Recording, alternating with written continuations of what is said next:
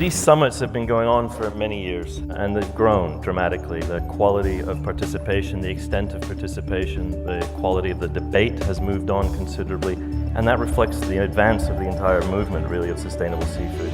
It's a very important event in terms of bringing together the various players in the seafood industry. Everybody's here. The scientists are here, the NGOs are here, the companies are here, the fishermen are here. It's sort of an event you can't afford to miss if you're working in this arena. If we were to attend one trade show for our business, this would be it.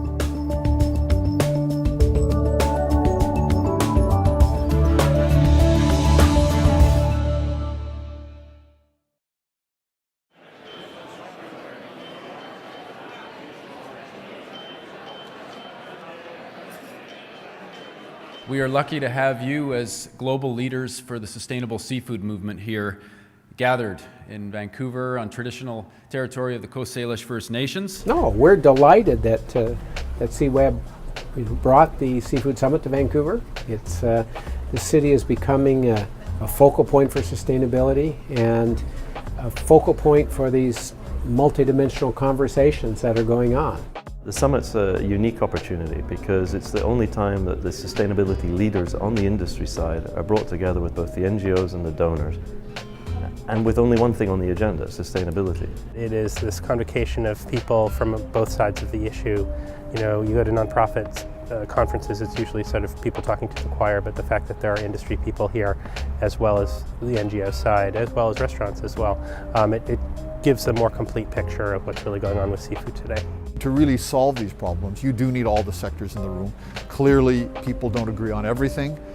They may have the same objective ultimately, but the process of how to achieve that objective is where the debate happens. But in order to have that debate, you have to have these different sectors in the room. This is a wonderful opportunity for people to share, you know, where good things are happening, whether it's businesses finding solutions to some of these concerns that the environmental community has, or whether it's, you know, making your business more profitable in a more sustainable way, or you know, fisheries management solutions across the world. It's just so important that we share and celebrate the successes so that we can apply them and learn from each other. I think the summit is probably the single most important event during the year when thoughtful people from the seafood business community come together with important conservationists to try to tackle problems together. So I think it's been breaking that boundary down that's been incredibly important in our effort to advance sustainability initiatives in fisheries around the world.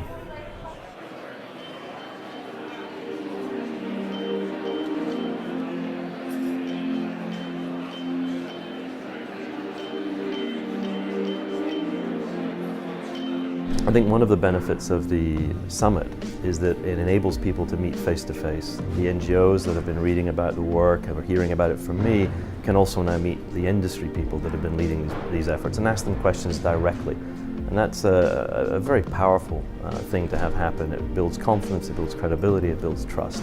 What I am hearing when I walk around is very energetic conversations. I'm hearing very different groups of stakeholders talking to each other about real issues. So there's a definite sense that those conversations are happening. The conversations that have taken place at the summit over the years have been as important as any other single thing in advancing the kind of dialogue that needs to happen to make the sustainable seafood movement work. Well, I saw a lot of opportunities. I think just getting all these people together, I mean, I heard a great talk about this woman from Peru who's trying to get Peruvians to eat anchovies instead of making them into fish meal. And I just said, aha, I want to import those anchovies.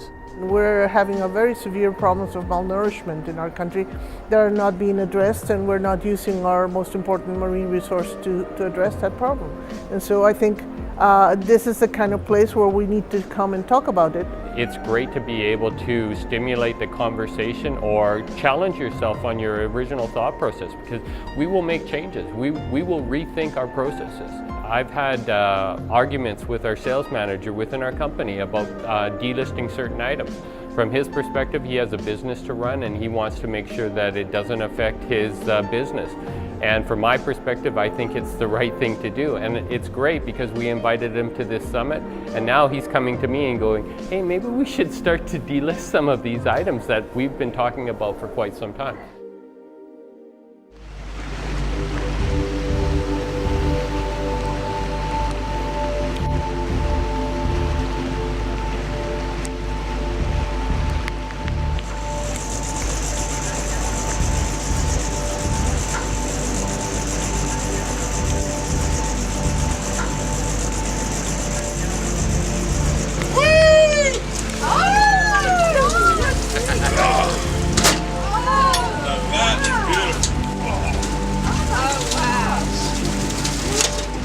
In the early days, we were listening more about ideas and theory and analysis of the problem. Now we're starting to see presentations about lessons learned, what these groups have been doing together, how that's proceeding. It's become more mainstream. You're seeing a lot more of the wholesalers and seafood distributors and seafood users here at the conference than you've seen in the past. So I think that's an indication of how rapidly the movement's growing. I think there is a lot of momentum, there's a lot of progress, and I think collectively the movement's done a great job. And I think SeaWeb and SCA have done a fantastic job in bringing people together, creating a space for those discussions and trust to be built.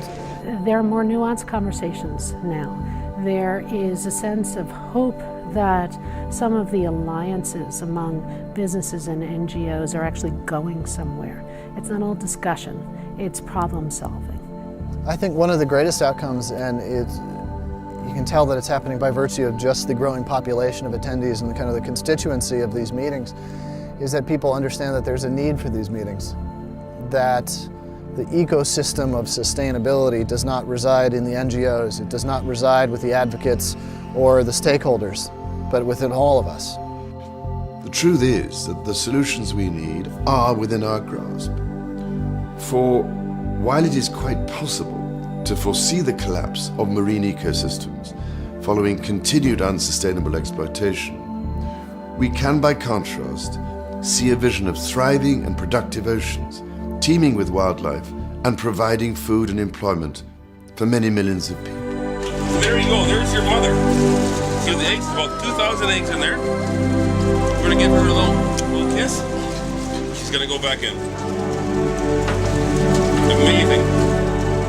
It's the end of the beginning, right? And the first phase is behind us with some success stories, but where to from here is a broader definition of sustainability, plus starting to have an impact in emerging markets.